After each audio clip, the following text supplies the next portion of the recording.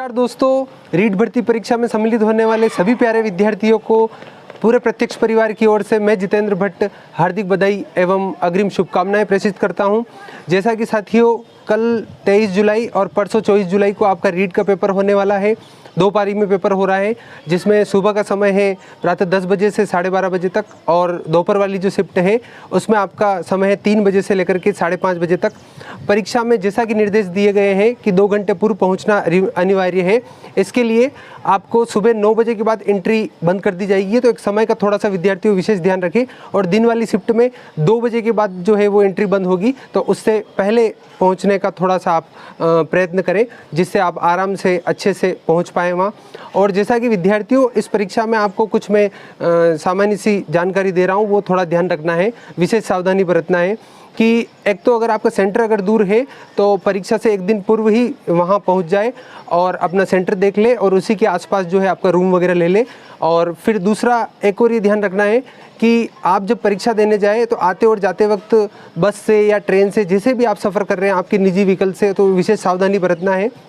और फिर आपको जब एग्ज़ाम देने जाने जाए तो उसमें आपको एक तो आधार कार्ड की फ़ोटोकॉपी ले जानी है, साथ में एक फ़ोटो ले जाना है, और पेन आप चाहे ब्लैक या ब्लू दोनों में से कोई सा भी यूज़ कर सकते हो। और इसमें बॉयज़ के लिए हाफ आस्तीन का जो है वो टी-शर्ट, वो जैसा कि गाइडलाइन में बताया गया है।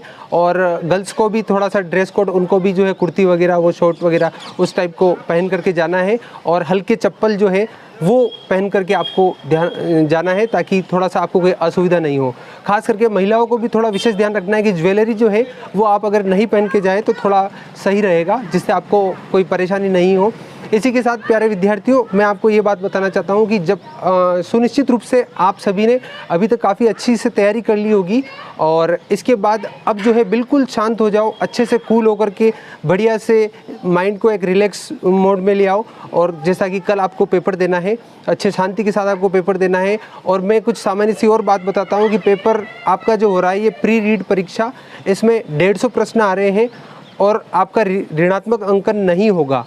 तो एक तो विद्यार्थी जो पहली बार एग्ज़ाम दे रहे हैं उनको विशेष रूप से ध्यान रखना है कि प्रश्न आपको एक भी नहीं छोड़ना है। सीधे 1 से लेकर के 150 तक प्रश्न तो आपको सारे अटेम्प्ट करने हैं, लेकिन इसमें भी कुछ विशेष सावधानी बरतनी है कि सबसे पहले आप पेपर में उन प्रश्नों को अटेम्प्ट करें जो आपको अच्छी तरीके से आते हो और जिनको लेकर के आप बिल्कुल श्योर हो।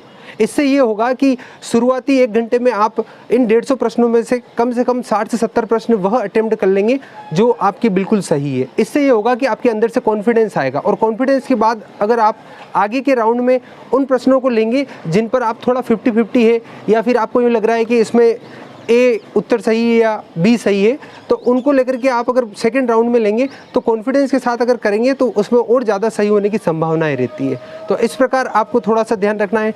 पेपर का लेवल अगर टफ आता है या कुछ प्रश्न आपको उसमें अगर कठिन स्तर के दिखते हैं तो घबराना नहीं है 1% भी, क्योंकि पेपर अगर टफ है तो वो केवल आपके लिए टफ नहीं है, वो पूरे राजस्थान के लिए टफ है।